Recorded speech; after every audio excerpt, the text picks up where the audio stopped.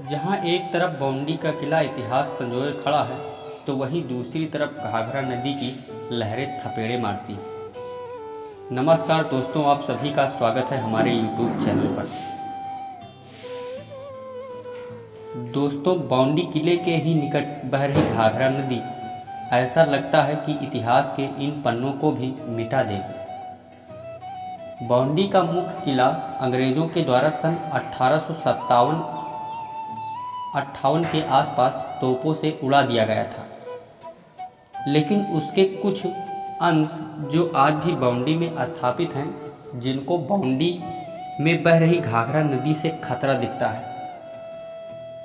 दोस्तों, इसी को देखते हुए बौंडी के ही निवासी तिवारी जी ने 2009 में, जो कि बौंडी का अतीत नामक पुस्तक में संकलित है, उन्होंने लिखा था, नहीं बचेगा राज चिन्ह अब नहीं दिखाई देती आस, माँ के आगे फेल हो रहे गवर्नमेंट के सभी प्रयास। जी हाँ दोस्तों, घाघरा नदी की लहरें जब सावन भादों के मास में बहने लगती हैं तो ऐसा ही लगता है कि बौंडी का अस्तित्व अब समाप्त होने वाला है। बौंडी किले का उल्लेख 1857 की क्रांति में बेहद स्वर्णिम अक्षरों में अंकित है। इसके इतिहास का उल्लेख कई लेखकों ने अपने द्वारा लिखे इतिहास में भी किया है। उदाहरणार्थ साहित्यकार अमृतलाल नागर की क्रांति गदर के फूल व बौंडी का अतीत टीकाराम त्रिपाठी जी द्वारा रचित में भी किया गया है, जिसे तमाम इतिहासकारों ने बौंडी का उल्लेख किया है, जिसको समझकर वास्तव में गौरवपूर्ण महसूस होता है। अंग्रेज़ों के भारत से जब बाहर निकाल दिया गया और बौंडी के उन्हीं बचे शेष महलों में पाठशाला का और सूक्ष्म विद्यालयों का निर्माण हुआ, जो आज भी चल रहे हैं, जिसमें जनता लघु माध्यमिक विद्यालय और जगत जीतेश्वर संस्कृत पाठशाला स्थापित है।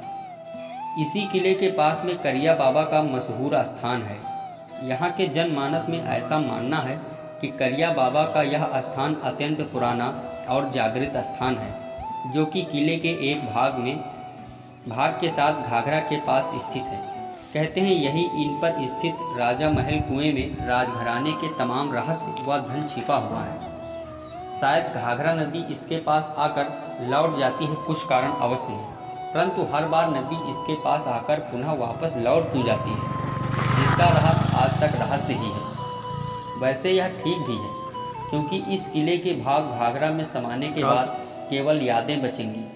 इसी को देखते हुए बौंडी के अतीत में वर्णित है कि इससे द्रवित होकर बौंडी के ही निवासी तिवारी ने सन 2009 में इस कटान से द्रवित होकर कहा, मैं जिस गांव का रहने वाला, उसका भी कभी जमाना था, सूर्यवंश के राजाओं का यह भी कभी ठिकाना था। थी राजधानी राजा बौंडी, जिसमें थी 12 तहसील, राजधानी की थी अच्छी रौनक, लोगों में था अच्छा सीन। इसका इतिहास पढ़ा जब हमने तब हमको आया यह ज्ञान, लखनऊ से आई बेगम हजरत को भी मिला यहाँ सम्मान। गांव हमारा शरण है देता, जिसका साक्षी है इतिहास, नहीं बचेगा राज चिन्ह अब नहीं दिखाई देती आस, माँ के आगे फेल हो रहे गवर्नमेंट के सभी प्रयास। कलकल करती करती नदी घाघरा आ गई पास, आई संकट जन्मभूमि पर भय तिवारी बहुत उदास, नहीं बचेगा राज चिन्ह अब नहीं दिखाई देती आस। ये बात सिर्फ तिवारी की ही नहीं है, बल्कि पूरे जन समुदाय में घाघरा के उफान में आते ही यह चिंता आने लगती है कि क्या अब यह राज परिवार का ऐतिहासिक चिन्ह घाघरा में समा जाएगा। खैर, अभी तो यह चिन्ह रूप में स्थित है, पर आगे घाघरा मैया क्या करती हैं, यह भविष्य के गर्भ में है। दोस्तों, वीडियो कैसी लगी कमेंट में ज़रूर बताइएगा। तब तक के लिए धन्यवाद।